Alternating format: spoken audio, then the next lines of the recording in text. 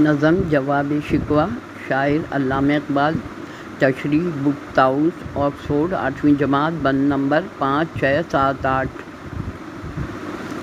حوالہ یہ بند علامہ اقبال کی نظم جواب شکوہ سے لیا گیا ہے۔ بند نمبر 5۔ کس قدر تم پہ گرا صبح کی بیداری ہے، ہم سب کا پیار ہے، ہاں نیند تمہیں پیاری ہے، طبع آزاد پر قید رمضاں بھاری ہے، تمہیں کہہ دو یہی آئین وفاداری ہے، قوم مذہب سے ہے مذہب جو نہیں، تم بھی نہیں، جذب باہم جو نہیں، محفل انجم بھی نہیں۔ تشریح، شاعر جواب شکوہ میں مسلمانوں کو مخاطب کرتے ہوئے کہہ رہا ہے کہ تمہیں صبح سویرے جاگ کر اور اٹھ کر نماز پڑھنا بہت مشکل اور بھاری کام لگتا ہے۔ کیا تم اللہ سے محبت کرتے ہو؟ زیادہ محبت ہے اور رمضان کے مہینے میں پابندی سے روزے رکھنا تمہاری آزادانہ فطرت کو بوجھ اور دشوار لگتا ہے۔ اب خود ہی بتاؤ، کیا مذہب اسلام کے اصولوں اور قانون کو نبھانا و وفا کرنا، کیا اس کو کہتے ہیں؟ مسلمانوں کی پہچان دین اسلام کے مذہب سے ہے۔ اگر تم سب اپنے طور طریقوں کو چھوڑ کر مذہب پر قائم نہیں رہو گے تو مسلمان کہلانے کے لائق بھی نہیں رہو گے۔ قوم باہم آپس میں یکجا اور متحد ہو کر مل جانے سے بنتی ہے، جس طرح آسمان پر جب ستارے ایک ساتھ ہوتے ہیں تو ہی ان کی محفل بنتی ہے اور نظر آتی ہے۔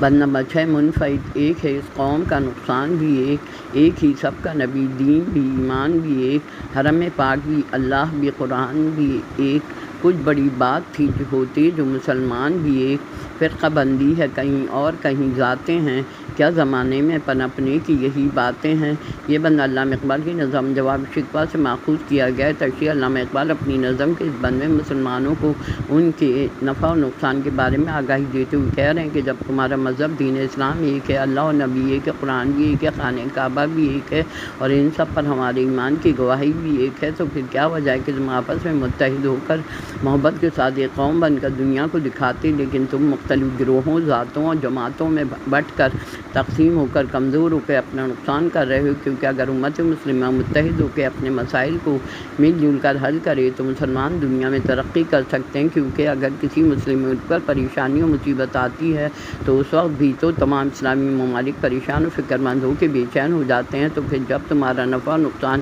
ایک ہی ہے تو پھر زوال سے نکل کے عروج پر جانے کے لیے ملت اسلامیہ کو یکجہتی کی ضرورت ہے۔ بند نمبر 7۔ مثل تو قید ہے غنچے میں پریشاں ہو جا، رقص بدوش ہوائے چمنستاں ہو جا، ہے تنک مایا تو ذرے سے بیاباں ہو جا، نغمہ موج ہے ہنگامہ طوفاں ہو جا، قوت عشق سے ہر پست کو بالا کر دے، دہر میں اسم محمد سے اجالا کر دے۔ تشریح، علامہ اقبال اپنے اس بند میں مسلمانوں کو ہدایت دے رہے ہیں کہ کلی جب تک پھول نہیں بنتی اس کی خوشبو قید میں بند ہوتی ہے، اور پھول بن جانے کے بعد اس کی خوشبو چاروں طرف پھیل جاتی ہے، تو تم بھی اپنی صلاحیتوں کو استعمال کر کے اپنے ایمان کی خوشبو ساری دنیا میں پھیلا سکتے ہو، اور اس بات کی پرواہ نہ کرو کہ تم ایک معمولی اور حقیر سی طاقت رکھتے ہو، تم کم حیثیت کے باوجود پورے باغ اور جنگل کو مہکا سکتے ہو، جس طرح سمندر کی ایک لہر طوفانی لہروں کی شکل اختیار کر لیتی ہے، تو تم بھی عشق حقیقی اللہ اور اس کے رسول کی محبت میں اٹھ کھڑے ہو اور ساری دنیا میں ہمارے نبی حضرت محمد صلی اللہ علیہ وسلم کے پیغام کو پہنچا کر اپنے آپ کو پستیوں سے بلندیوں کی طرف لے جا سکتے ہو اور اسلام کی روشنی پھیلا کر دنیا کے اندھیرے دور کر سکتے ہو۔ بند نمبر 8۔ عقل ہے تیری سپر،